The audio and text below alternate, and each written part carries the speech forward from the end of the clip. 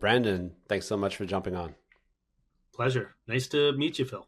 So, I'm Phil. I'm a partner at Webusoft. We build custom software in multiple industries, oil and gas being one of them.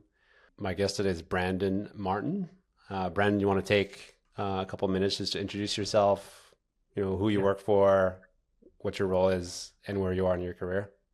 certainly. My name is Brandon Martin. I am a founder at Hinton Access Solutions. I also co-founded Scaffold Insight, which is a scaffold field level management software as well.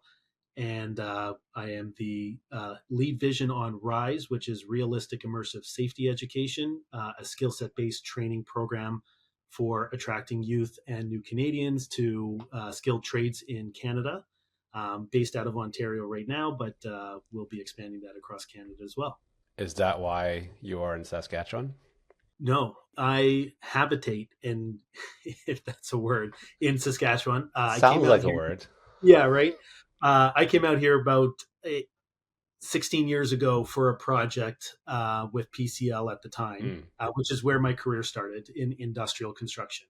They had something going on at a potash plant. I got involved to learn. Really, I was a little bit younger then, and quickly just moved through the ranks. And the project as well lasted about 4 years, where I met my wife Mm. and decided that this is a wonderful place to live without the hustle and bustle of the major cities in Ontario. So fortunately, flying is easy, and a lot of my work happens to be across the country anyway. So no matter where I reside, I would have been traveling like either way. So this just made things a lot easier for my normal day to day.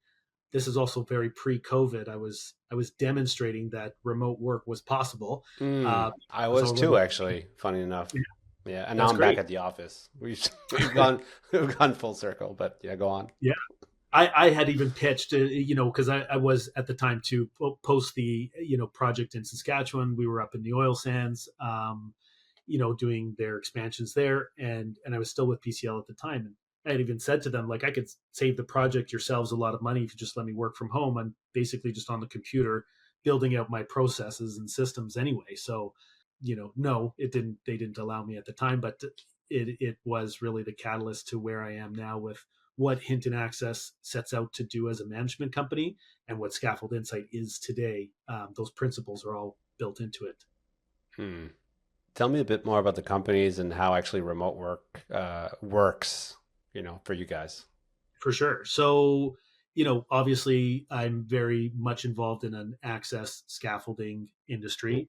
On top of the company stuff, I do sit on the board of the Access Association of Canada. Helping to drive more safety and regulation, and as well as awareness for codes of safe practices. But the work, the what pays the bills, Hinton Access is a labor management company for industrial construction, and we provide skill set based training as well as the deployment on site. It's not just sorry, not training, but skilled labor supply to these projects so that they can actually perform scaffolding on projects. Scaffolding, sure, what you know about it, but in industrial particularly, it ends up consuming about 30% of the overall labor costs and activity. And if you want to think about that for a second, on billion-dollar projects, you're going to have hundreds of millions spent that will involve scaffolding in some way, millions of pounds of That's material massive. Yeah. projects. It is, and it truly is. Here's the thing: nobody really wants to address that. In the industry, the scaffold companies see chaos as cash because there just really isn't a way of tracking it, and it truly is. And if you want to think about it on these industrial projects, every point basically will have at some point in the project scaffolding around it to access it, whether it's a bolt or a weld. If it's anywhere 20 feet off the ground, you're using scaffolding to safely access this and do your work. And multiple times it'll get built and torn down and built and torn down as the projects are being built. So it is massive. Whereas, like, the pipe fitter, the millwright will just do one thing over here and one thing over there independently. Scaffolding will have to be there with them for each of those things as all the trades come through the project. So really is massive. If it's not managed well, it can really get away from the project and huge cost overruns. For the general or prime contractors on these projects, it's a risk to take on scaffolding. It might be profitable if it's successfully managed, but it could also become a huge risk that if it's not managed well, it becomes the reason they get kicked off site and then have massive costs for onboarding another company, which are generally written into their contract.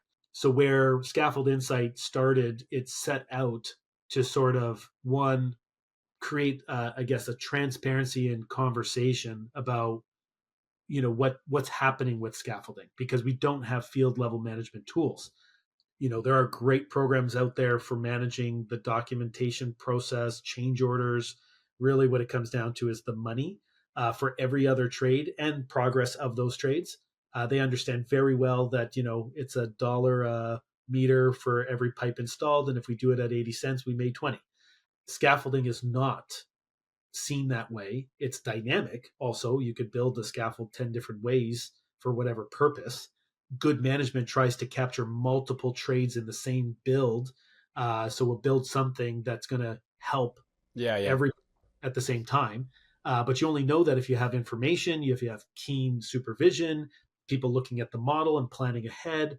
And then we also don't really have a place to document that. So it's just really at the ground level. You have people doing the work, and I'm going to say the best of. They're doing the work really well. They're planning and thinking about everybody, lots and lots of talking to all the other trades at the same time to figure out the best build and then building it.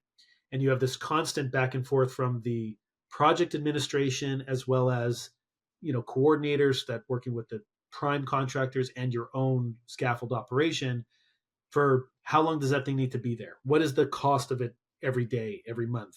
When can we get rid of it?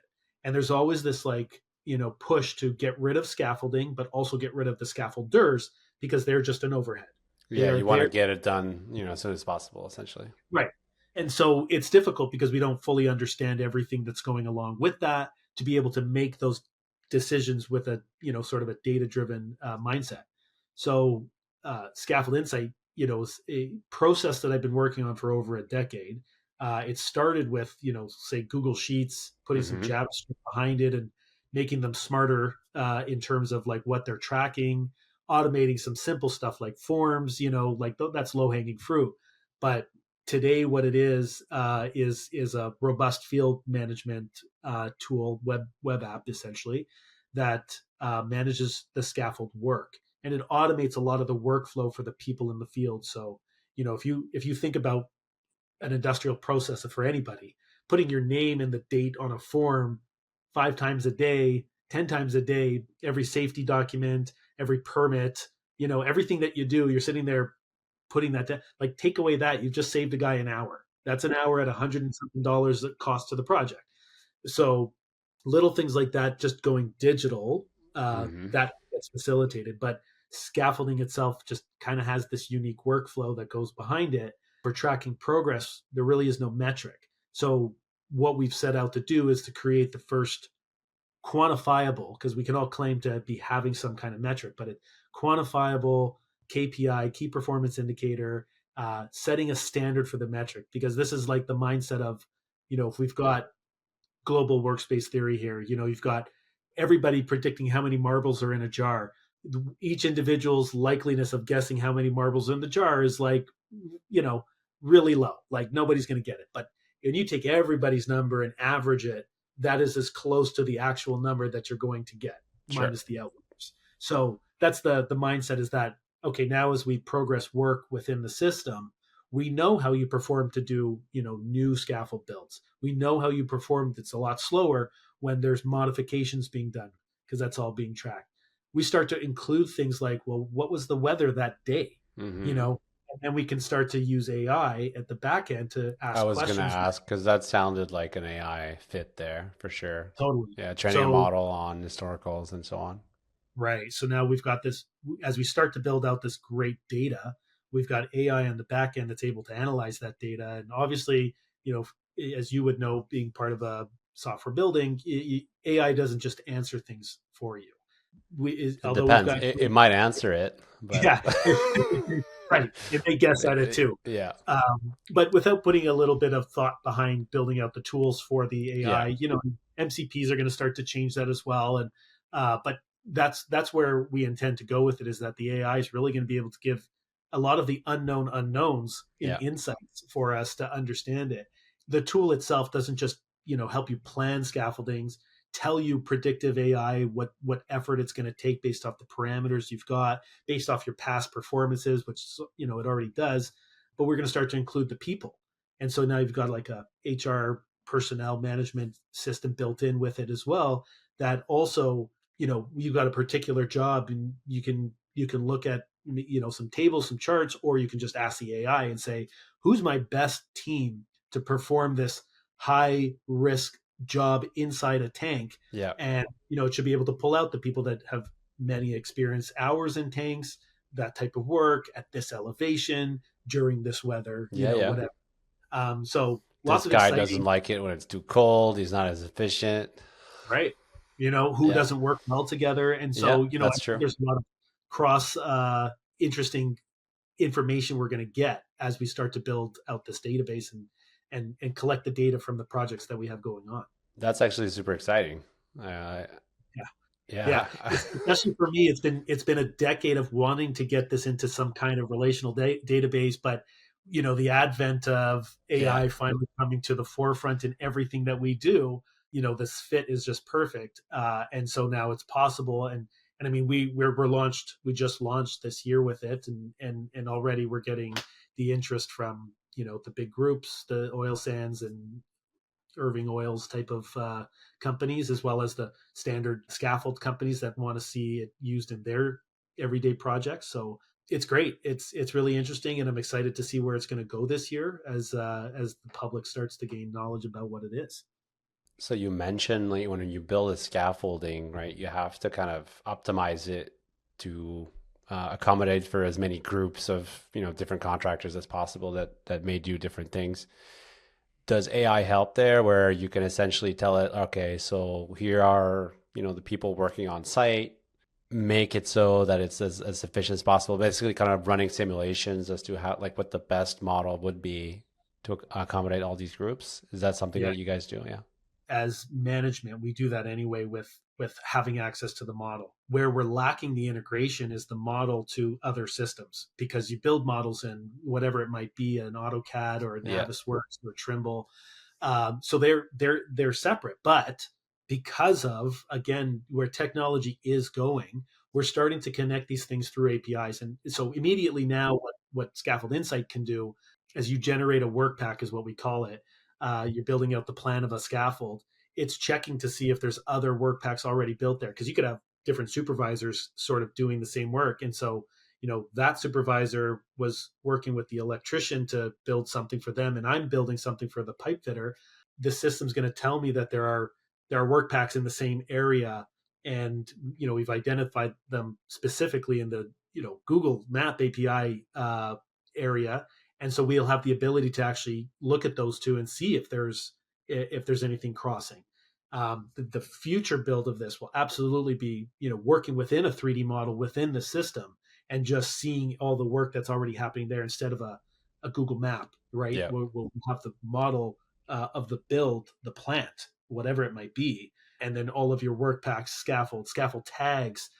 There's a legislative requirement for tracking your scaffold tags, and those get missed all the time for being updated. So, right now we're using Google Map APIs and GA drawings to, you know, map those out. And I think there's other softwares that do scaffold tags as well, but that's just integrated within the system, and it works with the work pack and the progress reporting that you already do. And so the whole system just becomes kind of automated, that everybody plays a little piece of the puzzle to put data in. So no one is burdened with like, all right, you're the administrator, you're going to manage this system and give us our paperwork to take to the field. It's like everybody gets to play this tiny little role, so that the project owners can take a look and see everything robustly. It's even designed in a way where, and you might know, a lot of these projects have more than one company on site. So this isn't just built for the scaffold company, it's actually built for the project owner. So you have the project owner level that could see three or four companies using the program on site, all in the same project, whereas each of those individual companies can only see their performance and their work Yeah. to help better themselves, right? So, it's really thinking at the global project, like what's the best for the project level, and giving a ton of insights and data because all of this information is there and compiled. Well, that's the thing, right? Like in the past, you would collect all this data and sometimes it would just sit on the shelf. Now there's ways to leverage it and turn into insights and action It, items. Yeah. that's right. I mean, it can continue to grow and it can grow into other trades easily. It's kind of like, Hmm. 8% of what the system does is project manage, people manage, safety manage, time card manage, whatever you want to call it. And we've, got the one small section that's like really scaffold niche focused. What's stopping it from putting in piping and, Yep. insulation and everything else that are organically the same thing. They just have a bit of different workflow for tracking the progress that provides back some KPIs. So that's where I see it going in time. But right now it's like doing something that's just not on the market right Yep. at all. And we're working to talk to existing, like from the office you have design softwares. People are planning builds or doing it there, and then it stops there. It goes out as an estimate, maybe. They're building some great things in for estimating, providing pricing, even invoicing. But from design, there's just not really a robust tool to manage the field. And if somebody is taking it on, like I say, there are softwares that do tag management. I think the part that's really missing is like, that's great that you have one piece, but you're entering the data in twice, once here, once Yeah. there. Keep something up to date to look at. And so it's not automated with the organic flow of the worker doing the work. And so if we stick it to that level, or we go down to that granular level, as well as having some pieces that are, rolled up, everybody's just doing a little bit. And that way you have a very robust system being compiled that's just very minimal effort and low impact for implementation. So you guys are turning into a tech company, really. uh Scaffold Insight is, and but it is very focused as a construction service. So and to be very plain, we don't have a big team behind us, right? There's a lot of room for growth and collaboration. Again, I work within the industry to try to find who are the best partners for Mm. building stuff out. And that starts with, there's the manufacturers that produce materials.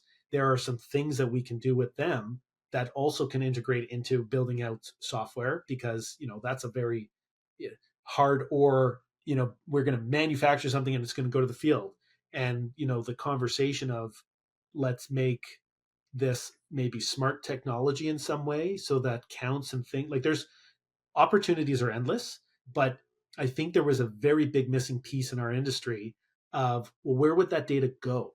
You know, Yep. and so with everything being so separate, you have your QuickBooks invoicing software, you have your Trimble design software, and everything is just totally separate. That when you try to make something that's where the data actually exists, which is at the field level, it's got to either be able to connect in some way to those things, or it's got to support that, because nobody wants to run five softwares, right, to do the same thing. Ideally not. Yeah. Right. So, and so that's why I see tons of opportunities for things to be built out that work collaboratively. And again, just that there's just so much need in our industry. And I know you guys are focused on relatively the same industry. It's behind. Every other industry is so much further ahead. And the advent again of AI, Are they uh, though? Are they? I guess there are some, but Yeah. construction really is Yeah, really. construction is probably a legacy one for sure. Yeah, and it's nice. It's nice to see. I'll tell you the transition I've seen in the last, let's say, decade. Let's give it that far of a range. But Yeah. I started doing much of this process about a decade ago. Mm. It was not even longer, and like the introduction Meaning of, like you had the vision that this was eventually going to get there. oh yeah, and I was introducing the QR code in the field again, pre-COVID, before anyone knew what QR codes can do. And although it's a 30-year-old technology, the barcode and QR code, it's, if not more now, but like just the idea that I could make a dynamic QR code Yeah. and connect it to something that was free, Google form, a Jot form, or whatever, Hmm. to bring you somewhere to put data in that could then, you've got to move that information somewhere. There was so much resistance to it at the time. Like, we've got to do the work. This paperwork is someone else's job. And now, you're seeing it in the bids coming out from the project owners to say, what technology are you using to manage this? Yeah. Forget about mitigating the costs. We want to see how you're just going to show us what you're doing. And there aren't great answers. And like I'm fully aware of these $1 billion projects that are happening right now where zero data is being passed to the project owner when it comes to scaffolding, aside from here's the invoice, pay. Total black box. That's what it is. And so that's going back to, So I imagine since there's very little tracking, there's a bit of abuse sometimes where it's like, hey, the price is the price and that's it. Yeah. Now, this is where it gets creative, right? So again, I was going to say that's going back to the chaos is cash. The price is the price, but there's a lot of negotiation with defining what the price is. So you have, material prices, and there's been creative ways. Let's come up with, we'll pay you X cents per pound brought in. And so, now there's this massive management of the trucks came in, weighed 40,000 pounds. And so that goes on rent there. They have other creative ways of like, they're only going to charge by the leg feet, which means the vertical components. So the height of a scaffold times how many legs, that's what we're going to pay you per scaffold. Now, when these projects have 500 to 2,000 active builds, why is the scaffold so much higher than the actual building, guys? Oh, yeah, exactly. Yeah. Down. And honestly, like that's where I will be I speak to this all the time about like, let's all figure out just what fair is fair. Yeah. Stop trying to figure out a creative way about how you're going to benefit or they're going to benefit. That's where transparency comes in. I mean, and that's where the play on insight, comes in. It's about transparency. It's about opening and leveling the conversation. So no one's saying, oh, you built that scaffold with 5,000 pieces when it could have been done with 2,000 pieces because we're billing by the piece now. So, to me, it's the separation of church and state. Yeah. I believe almost all industrial projects should be material managed by the owner, the project owner, and then you just bring in labor supply from the various companies and they use the materials there. And a lot of projects do operate that way. However, I also appreciate that they don't want to own or be dealing with the rent of millions of pounds of materials that isn't their business. So they still will come to the scaffold company and say, no, bring in the material, but what are the prices? And the labor side of it, the price is generally, I'm going to say the same between all companies. You have either labor affiliations with unionized agreements or just the market is going to make the price relatively the same. But this is again where then it gets to the project level about how are we managing? You say you need 40 guys, we're saying we'll give you 30. And there's this constant push of what do we really need on site to have enough labor to actually fulfill the requirements of the scaffolding. And so this is what I was saying. There's always this push to suppress how much scaffolding because it's an overhead. So if you were to come in with data and say to a client or a project owner, we need 40. We built out all the work packs to build out a schedule. We know that we're going to peak at 40 around this period and we can lower that down to 20 at that period. This is what we're going to need. And because of our past performance, you can trap us into a KPI and say, we will guarantee we'll perform at 40 pounds an hour. And if we go above that, you give us something. Here's an extra $1 million bonus if we come at the end of this performing higher. But if we hit 30 pounds an hour and we're underperforming, or they use minutes per piece as well as another one. But if we underperform, wow. Yeah, it's interesting because now you're going by the piece. But I mean, if I use it's called a lattice girder, it's 30 feet long, it's 200 pounds. That one piece is still considered one piece, right? And whereas a clamp, you're putting hundreds of those on. Yeah. So if you so what is a piece? Right now, you got to define what that is, and yeah. Right. So where is the fairness, right? So we track both just for that reason because you have piece counts, but then you have weight. And now if you use one manufacturer, the weight coming from overseas is twice the weight of a premium manufacturer. Like Layer's stuff is lightest in the industry. So you'll pay a premium to get that product, but now the weight's half. So am I underperforming because the weight is half what using the stuff that came from overseas is? Not really. So it's important that you're always comparing apples to apples when it comes to KPIs, for one. But then you do set sort of a standard in the industry that using system style, layer material, the KPIs for builds are this, the KPIs for dismantles are that. But if you use, something else, it's half, right? And so Yeah. now you're making sure that it's apples to apples. But you need the data to be able to ever define that. And we just do not have that data with Mm. anybody. So this is where it's getting interesting is like you're getting some really new information that although you tried to track all this information in the past, it was very manually conveyed, human provided information. And So so not even always in now, the same format. Yeah. no, and if I know exactly, standardization is huge, but if I know I'm being tracked on my weight performance, when I start to put materials into to any system, I'm going to throw a few of those heavy pieces in and just all of a sudden I'm high performing. So you need to have checks on that. And so the system that we are using now has these checks to check, like, you have plain sight view of what is, and becomes a responsibility of supervision to validate what's been entered in the system, because it's also inventory management. So it's got to actually work to what you had in the yard, to what was staged at your work, to what you actually put up, right? So this is where you have you're sort of separating the people that planned and put the material in place to the people that implemented. They only have this list to use. So, that way it keeps them more honest. So there's a lot of exciting things about how this now can start to service the industry as a whole, because again, going to the conventions, there's just nothing out there to understand how we perform, and everybody's trying to innovate on the product.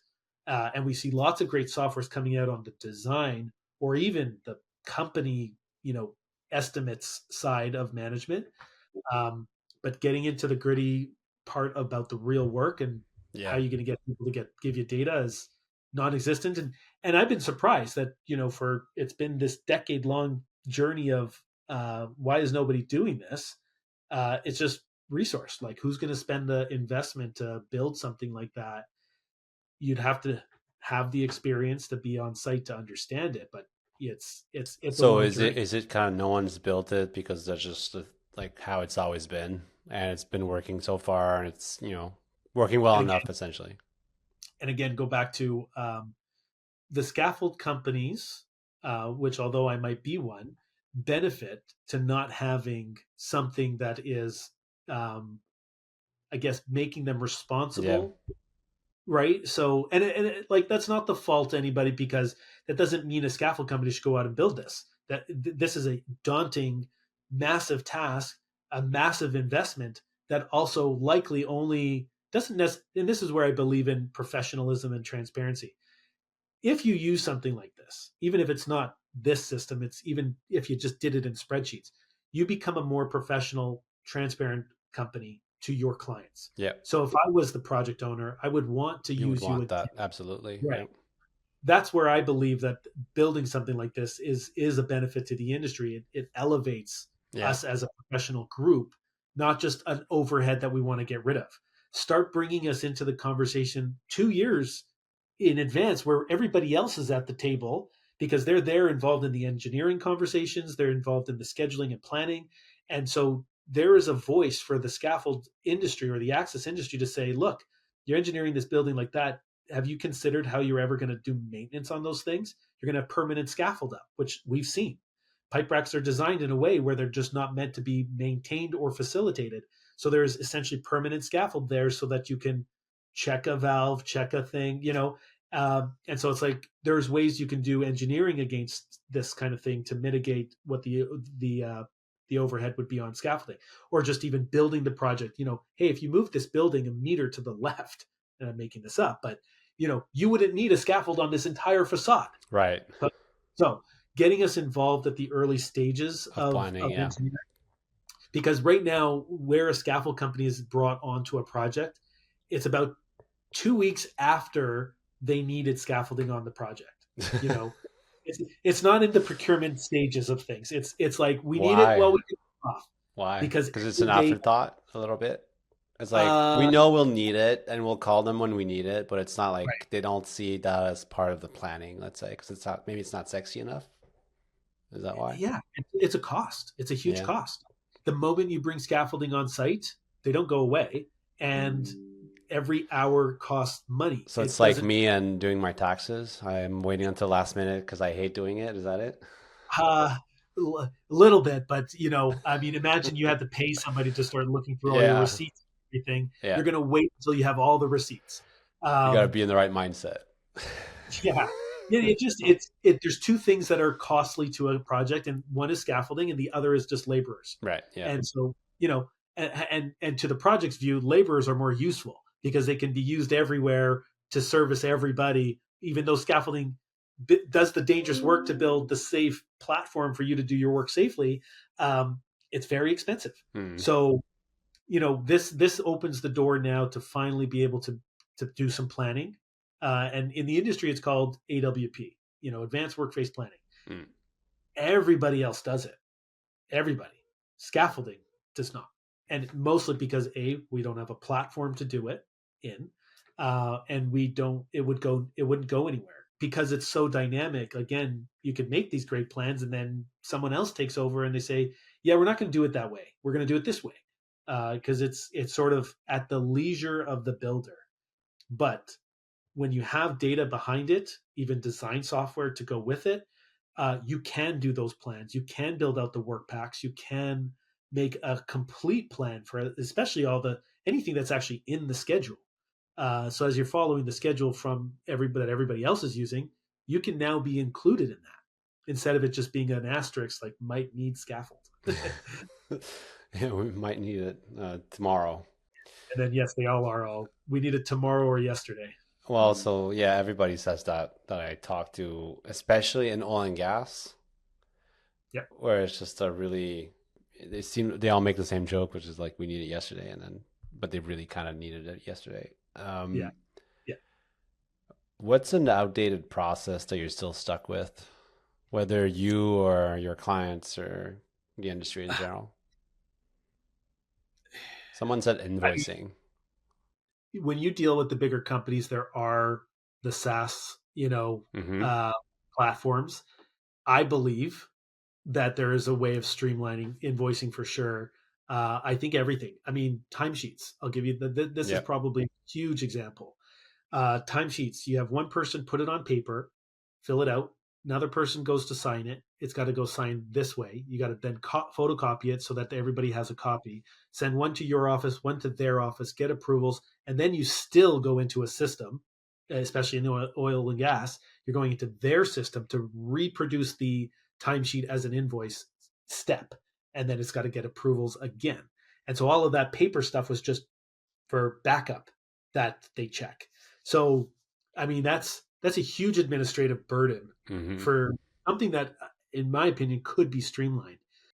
We do have that. We have a process that may or may not work, but if you're just doing progress reporting for the work you're doing, which is more of like, you know, Phil and Brandon were on the job. We started at 9 and we finished at 4.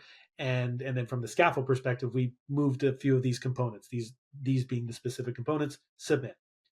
Great. You know what data we already had on the back end? We know what work pack you were working on. We know the purchase order or the Costco that was assigned to that work pack.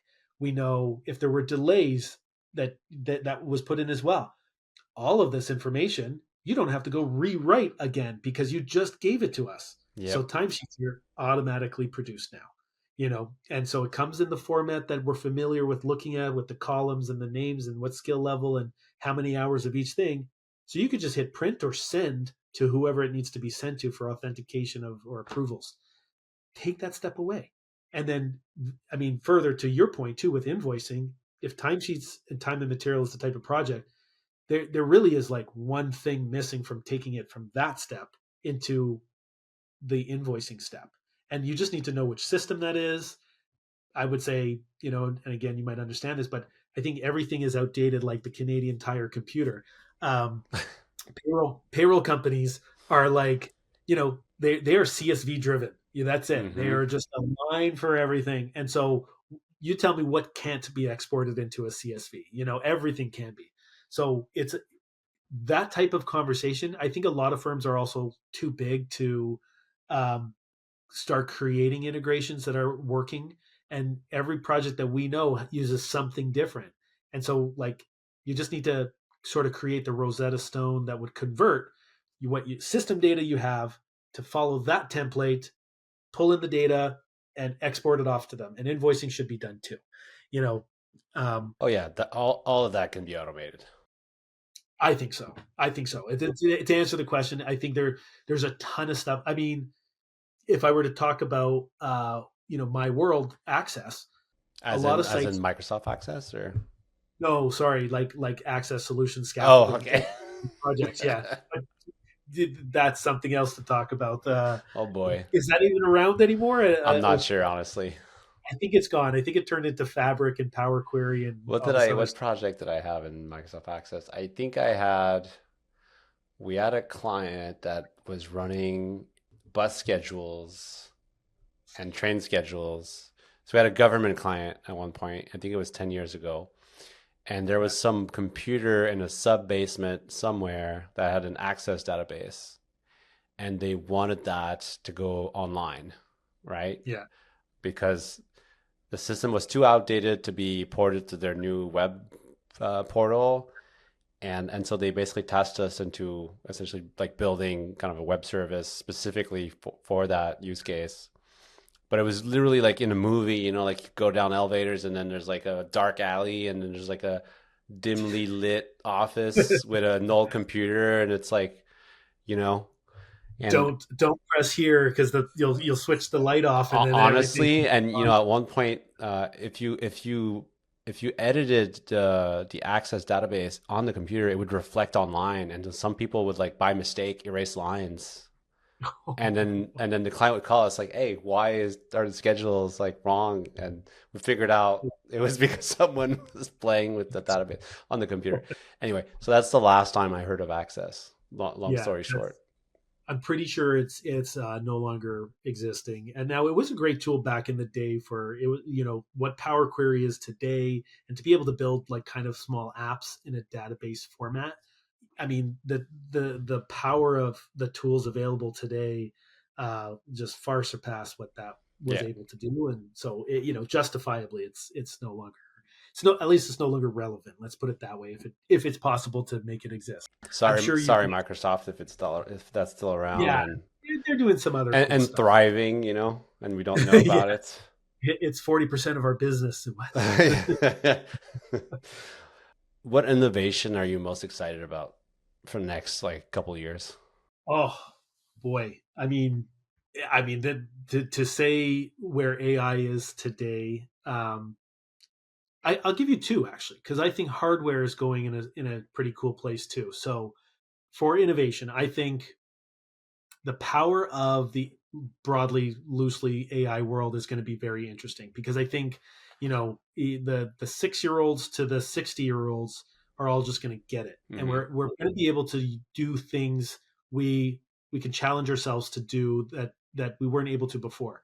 So I'm a believer in change. I love change, and I think everybody can be cross trained. I don't think anything is just going to take someone's jobs.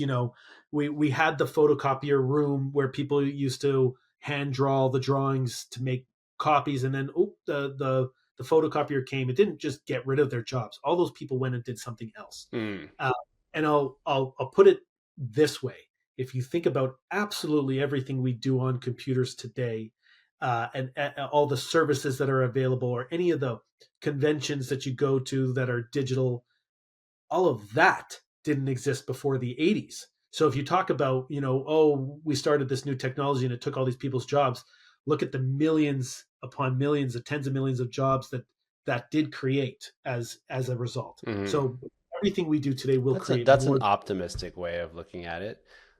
I think the For sure. danger and where people are worried a little bit is like you're kind of delegating thought, right? Like human thought at this Yep. point, which is kind of it's a Yep. different reality than like the invention of something else. But you're right, like the people that lose their jobs or whatever because Not necessarily because AI replaces them, but because their company or their employer thinks that AI will replace them sometimes, right? And they kind of Yeah, make preemptive strikes almost. But that would those be a people obviously are not going away to an island somewhere that we'll never hear yeah, of them again. Like they'll find something else. yeah. And I mean, a very straightforward example is like, okay, in the construction space, we have lots of good leadership that can do the field work really well, and they're inhibited by their ability. They don't have the computer skills per se, Hmm. and as they start to learn that they have a plain language tool, for example, they can ask, they get into a spreadsheet and say, They could I've even been talk asked to. for it. Yeah. You can even talk to, you can video. Like we're getting to some cool places. It's about how we learn to use these tools. But something as simple as that, like you're no longer impeded Hmm. because you have access to information that choosing how you use it, and like you say, if the employers start to terminate and lay off people because they're like, I don't need you anymore because I've got a AI, it's that's probably not a very good path for that company. And then you know what? Probably not a good company to be a part of anyway if they don't believe in their people and retraining them anyway into something else. But so to your question about the things I'm most excited for, I think the world is becoming more optimistic, politics aside, No for comment. sure. No comment. But there's just a whole new world that's coming, and making itself available in terms of what we can do in every industry. So construction being, one of the lagging industries when it comes Yep. to use of technology. So that's one. And then on the hardware side of things, I think we have some really cool products coming out. And if I were to just even talk about the Apple Vision Pro as an example, they took on a pretty cool challenge. That geospatial computing possibility, they did it really well. They priced themselves out of the market for the average They did person a for little sure. bit. Yeah. Yeah, and but iteration, right? They came out with the first one. It was a premium product that nobody could afford, so they didn't sell very well. So guess what they're doing now? They're going to come out with one that's half the price, loses a few of the bells and whistles, but guess what they did? Massive research on geospatial computing, and so the Ready Player One, possibility or Minority Report, where you're seeing somebody moving screens around and having 10 screens around them. They literally made that a reality if you want to use that in that way. And so, between that and the Boston Dynamics, products that are coming out, not for military use but for construction use, it's really exciting. And I'll give you a real world example. Going back to what Rise is, okay, we're building out virtual reality skill set based training to support existing programs. That's Yep. the idea. We used a survey equipment tool hardware, which generally would be doing surveying of the land and be able to literally tell you if a concrete floor is flat, where it's not flat, and on the like half a millimeter difference in deltas. And we use that to scan in a training center, use photogrammetry to recreate a virtual world. So using the technologies that exist for one thing and then porting it over to the other, like I would not have known how to do that without a little bit of AI for understanding for sure, because you just had to do a lot more research than I had time for. Yep. Um, but the possibility of that hardware to be able to cross worlds and do something else, even the manufacturers of the hardware, and it's Trimble itself who already works in the 3D space, said, that's an interesting use case we didn't even think to do with it, but it could do it. So we're using it for that. So I'm very excited for what we're going to see coming out for automated, like, okay, every day your plant is going to be scanned by the Boston Dynamics dog that's walking around with a Trimble scanner on the back. They're doing Or that. a drone or yeah, And the some kind of drones, robot. that's right. And so the drones are overlaying and comparing using reality capture and saying your project is different by this, but then as we integrate the AI into it to understand what the project is, it's also then going to just give you back the feedback and say, oh, your project's progressed by 0.2% from yesterday to today. And these are things that are done and these are things that are not done. And that relates directly to your schedule here, and you can go ahead and pay those people. That's cool stuff. That That's pretty that's not exciting. taking someone's job. That's exciting stuff. That's just going to be, And then you really could have interesting. smart contracts on the blockchain paying people and like from those Instant, triggers. exactly, right? So just there's just so much interesting, cool Shameless stuff. plug because we like to work on blockchain stuff. Um, I like to hear that. It's yeah, that's cool stuff. And in fact, that's something that I don't. I remember learning about blockchain, like the original blockchain stuff, and I sort of stopped my yeah, understanding at that point. good, good. It's just You'd have aged 10 years. yeah, exactly. It's but it is very interesting. And even that concept of blockchain for people that don't know, like it's this public ledger mindset of like this is how we validate data and secure to secure it. It's wild to think, we created something like that. And if I mean, and I may be mistaken, but I think if I can recall back in the millennium, if anybody, I'm aging myself, but 1999, Hmm. we're going into 2000. The world was going to shut down because of The bug, um, the year the 2000 bug, bug. Yeah. yeah, the Y2K bug.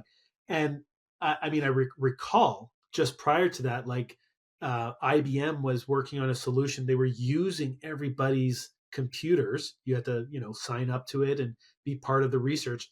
And I think they were doing the sequencing of the genome, Oh, it was folding at home, wasn't it?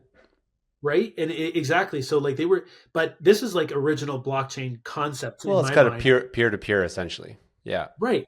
Yeah, But which is this yeah, similar concept. we were on dial-up internet at that point, so for them to get the computing power they required to be able to do this I within our think do they lifetime, still do that? I mean, even outside of blockchain, but yeah, it would it's a good be, example. yeah, like I just thought that was really cutting edge, fascinating to get people to opt into a research project. But really IBM was just using your computer's hardware, capacity to process a bit of data, Yeah, and a company I know, ran by friends of mine, they had an anti-cheat for this. It was basically a gaming platform, right? Like a video game platform. They had an yeah, anti-cheat, and then in that anti-cheat, I think there was software that someone from the dev team hid in there to mine Bitcoin, and they got caught, and yeah, they paid yeah, a big penalty there, big fee in court, but yeah, same concept, yeah. a little more malicious intense. Yes. Yeah, and that, I mean, real possibilities with yeah, I mean, I do I know protocols that exist that can do that. And so you want to build that into your software to check when you're getting something, but Yeah, yeah, yeah. it's it's exciting times. And I'm excited for my kids. It is scary. I think we do need to be cognizant. I never want to be of the mindset that like we need to halt progress because something might be too scary. We need to be on top of it to make sure that we've addressed the security Hmm. to ensure that we're doing things in safe ways. And I think AI came out and right away. It was like it was telling people how they can do 3D printed guns without getting caught. And so now we've implemented safety on that. And you just can't ask that question anymore. You know? Yeah, but you can't ask it in the very centralized, let's say US companies, models. The problem with AI is that every nation, companies from across the world with different sets of ethics, let's say, are working on accelerating this technology as fast as possible. And so, like, some of those considerations are taken by some companies, but some others don't really care about it at all, right? And so that's where for me, like the worry comes from is like it's almost impossible to keep it in check, I would say. It's true. It's true. Yeah. It's. I mean, we can get into some deeper But conversations, again, but like why get stressed over something you can't control, I guess. also fair, right? And I mean, that's the thing too. And you make a point though. This is going to happen whether we like it or not. Yep. I think the other Unless one, we unplug. And I had this idea. Anyway, we'll chat about it later. everybody, um, yeah, that'd be an interesting world. But stem cells was very similar. They sequenced the Yeah. genome. We were able to, you know, CRISPR, Cas9 CRISPR. We were able to gene edit and figured out the proteins and how to do that. And it's like, oh, we better take a stop here because we need to protect how to do that. Mm-hmm. And in the meantime, while I guess the Western world was taking a pause to put it in check, China went ahead and was doing things, Yep. and clone twins, and and like the just they punished the guy who did it, but really probably on the back end was a little bit like, good job, Good job. Yeah, like you did. so you're right. Like it's yes, there's always going to be the dubious side of things, and that's why I think we should continue to do more research, invest in ourselves. You got to have good actors. You're always going to have bad actors, and so it's important for the good actors to be able to at least have a response in case something Absolutely. bad. Yeah. Yeah. Brandon, this is all the time we had. Thank you so much for jumping on, man. This is really great. It's been a pleasure, Phil. Any parting words?